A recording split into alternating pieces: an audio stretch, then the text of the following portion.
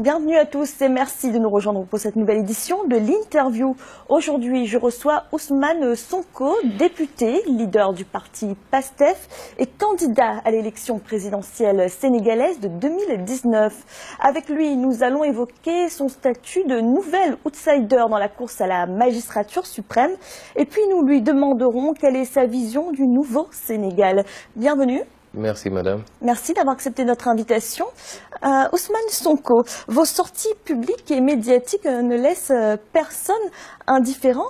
Quelle est la stratégie derrière ces sorties fracassantes? Bien, pas de stratégie particulière, nous sommes en politique et nous considérons que la politique c'est s'intéresser aux choses de la cité et s'adresser aux Sénégalais, aux populations pour les édifier sur ce qui se passe dans cette cité-là. Et on ne fait rien d'autre que cela. Et si ça a pu prendre certaines tournures à certains moments, puisque vous savez que les réalités dans nos pays africains, c'est que nous avons souvent des gouvernements particulièrement incompétents, mais qui ne veulent pas qu'on s'adresse à la population, aussi bien les mouvements de société civile que les opposants, pour les informer sur la véritable réalité par rapport à la gestion. Alors tout de même, vous avez été épinglé pour quelques petites phrases, on peut même dire des petites phrases assassines. Une vidéo a été publiée sur des sites de presse sénégalais. Elle vous montre, micro à la main, dire ceux qui ont dirigé le Sénégal depuis le début mériteraient d'être fusillés. Est-ce que vous regrettez ces propos aujourd'hui?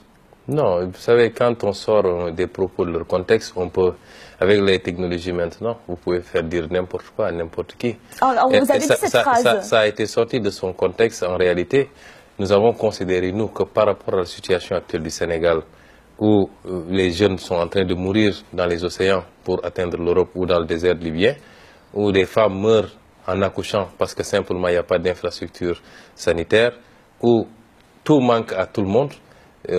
Quelquefois, quand on fait le diagnostic et quand on fait le bilan, il y a de quoi être très remonté contre ceux qui ont eu à diriger nos pays, ces pays qui ne manquent d'absolument rien en termes de ressources et de capacités. Et je considère qu'il y a eu beaucoup de trahison contre nos peuples, beaucoup de trahison de nos gouvernants.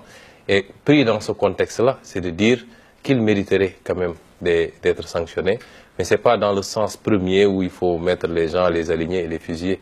Je crois que c'est important de remettre les choses dans leur contexte. Alors on l'entend, dans vos propos, il y a souvent le même refrain. C'est quand même la critique de la politique qui est menée actuellement par le régime en place. Aucune action du chef de l'État ne trouve grâce à vos yeux? Non, vous savez, à l'échelle d'une gouvernance, tout ne peut pas être négatif. Mais nous considérons que l'essentiel ou le plus important dans la gouvernance de Macky Sall est très négatif. Et malheureusement, ça va emporter tout le reste. Parce que quand vous vous trompez totalement d'orientation, quand vous vous trompez de priorité par rapport à la situation actuelle du Sénégal, qui, je le rappelle, figure au tableau des 25 pays les plus pauvres du monde, quand vous gérez, vous gouvernez mal, ou alors de manière, vous ne respectez pas les règles élémentaires de la bonne gouvernance, ce qui se passe dans la gestion de nos ressources naturelles, dans la gestion de nos marchés publics, vous gérez le pays dans un esprit clair. Mais il n'y a que le président actuel qui soit responsable d'une telle situation, les autres présidents qui l'ont précédé justement. Oui, les autres présidents ont fait des choses pareilles, ont été sanctionnés. Ce qui nous intéresse aujourd'hui, c'est ce qui est en train de se passer. Un président a été élu sur la base d'un certain nombre de slogans liés à la rupture, à la bonne gouvernance, au retour de l'état de droit, ainsi de suite. Donc, au redressement économique aussi. Au redressement économique, au slogan « La patrie avant le parti », ainsi de suite. Et aujourd'hui, on voit qu'il fait exactement le contraire de ce qu'il avait promis aux Sénégalais.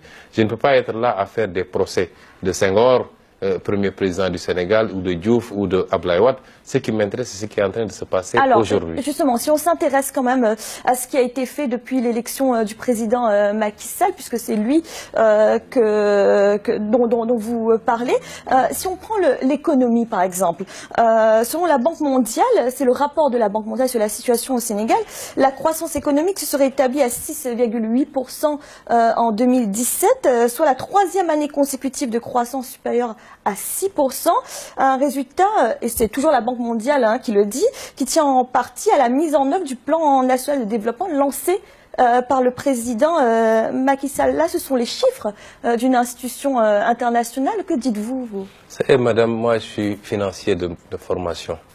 Les chiffres, ça ne veut absolument rien dire. Je vous donnerai les mêmes chiffres que c'est la 3e année consécutive que le Sénégal est placé parmi les 25 pays les plus pauvres, malgré ce taux de croissance. Donc, chiffre pour chiffre, on peut vous en sortir. Ce qui est important, c'est que d'abord, il y a un taux de croissance. Mais un taux de croissance qui n'a réduit ni la pauvreté, mais qui n'a surtout pas permis de créer des emplois. Parce que c'est un taux de croissance extraverti. Aujourd'hui, quand vous avez 84% de votre économie tenue par des intérêts étrangers, vous faites 10% de taux de croissance, les 8,4% sortent de votre pays. Et ce n'est pas une croissance endogène, ce n'est pas une croissance structurelle en plus, parce que c'est une croissance qui n'est due qu'à la bonne santé de l'économie mondiale. Vous savez que le cours du baril du pétrole a été descendu pratiquement jusqu'à $30 ces 3 dernières années. Vous avez vu qu'avec la légère hausse à $70, le ministre de l'économie et des finances a été obligé de passer aux aveux la dernière fois sur les difficultés de trésorerie de l'État et a indexé le coût du baril. Parce que ce ne sont pas des croissances structurelles indexées sur une transformation en profondeur de nos économies. Il suffit qu'il y ait une mauvaise pluviométrie au Sénégal pour qu'on perde 2 ou 3 points de croissance. Et donc, ce qu'il faut voir, aujourd'hui, la tendance mondiale, depuis la fin de la crise économique des années 2008-2011, c'est qu'on a une croissance mondiale. Vous retrouverez ce même taux de croissance pratiquement dans tous les pays. C'était quand même une croissance qui était en berne. On parlait d'économie morose au Sénégal en 2012 lorsque le président Je vous ai dit, Macky Sall vous avez vu qu'il y a eu une crise mondiale avec la crise des subprimes qui a commencé en 2008 à peu près. Le coût du baril du pétrole avait dépassé les $100. Il y avait mondialement une crise qui a commencé à se tasser à partir de 2012-2013 et que la tendance est inversée. Regardez la croissance de tous les pays de la zone UEMOA, regardez la croissance de l'Afrique de manière générale. Donc ce n'est pas quelque chose qui soit spécifique au Sénégal, mais je peux vous dire que ce qui est le plus important, comme on dit dans nos jargons, les populations ne mangent pas le taux de croissance. Allez au Sénégal et voyez, est-ce qu'il y a une réduction de la pauvreté? Est-ce qu'il y a création d'emplois? Est-ce que le système de santé s'est amélioré? Est-ce que l'éducation publique fonctionne? La Banque mondiale dit que la pauvreté a également reculé. Ah non, je suis désolé, si c'est la Banque mondiale. C'est le rapport de la Banque mondiale. Regardez le rapport des organisations spécialisées dans le classement selon l'indice de développement humain, dont le dernier rapport qui classe le Sénégal parmi les 25 pays les plus pauvres du monde. Moi qui vis au Sénégal, je peux vous dire que la pauvreté n'a pas reculé. Et je ne sais pas sur quelle base on se fie pour donner ces statistiques. Alors, c'est le rapport de la Banque mondiale. Alors, on va parler un peu de ne pensez pas que ce qui vient de la Banque mondiale est vérité absolue aussi. Alors, en parlant de vos propositions, il y a une idée à laquelle vous tenez.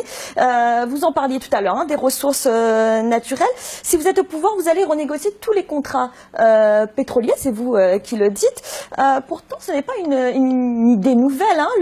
Le président Macky Sall lui a d'ailleurs annoncé dès le mois de mai 2018 sa volonté de renégocier tous ces contrats. Finalement, ce n'est pas une nouveauté, cette idée?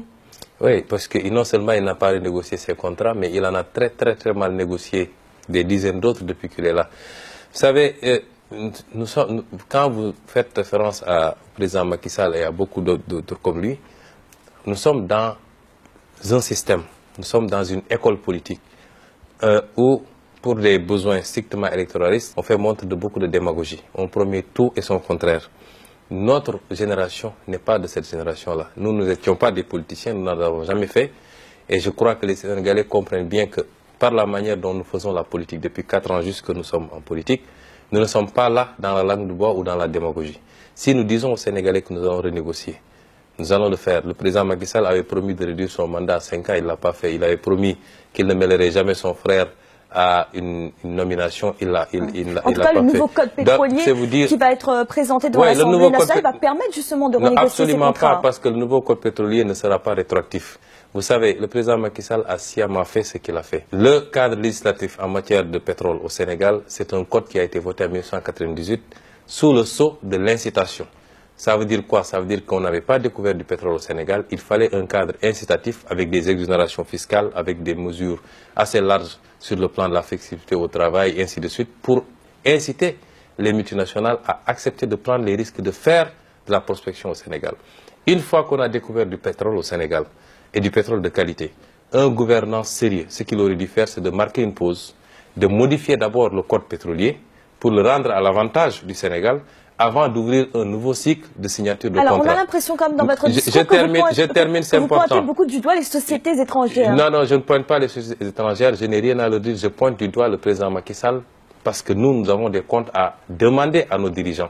Les sociétés étrangères défendent leurs intérêts, les États étrangers défendent leurs intérêts. Si nos dirigeants ne sont pas capables de défendre suffisamment les nôtres, c'est à eux que nous devons demander des comptes. Vous voulez une politique protectionniste, si on comprend bien. Mais le monde entier fonctionne sur la base du protectionnisme, qu'il soit insidieux, qu'il soit apparent, tout le monde se protège d'une manière ou d'une autre. Ce qui est mauvais, c'est une surprotection.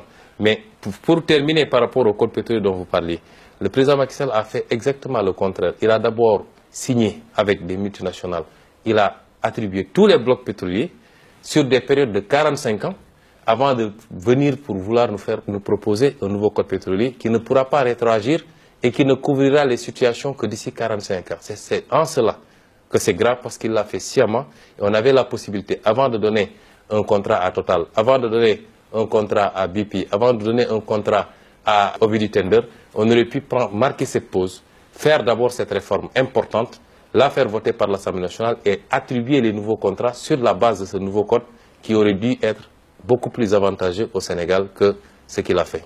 Ousmane Sonko, vous êtes député, leader du parti PASTEF et candidat à l'élection présidentielle sénégalaise de 2019. Merci d'avoir répondu à nos questions. C'est moi qui vous remercie.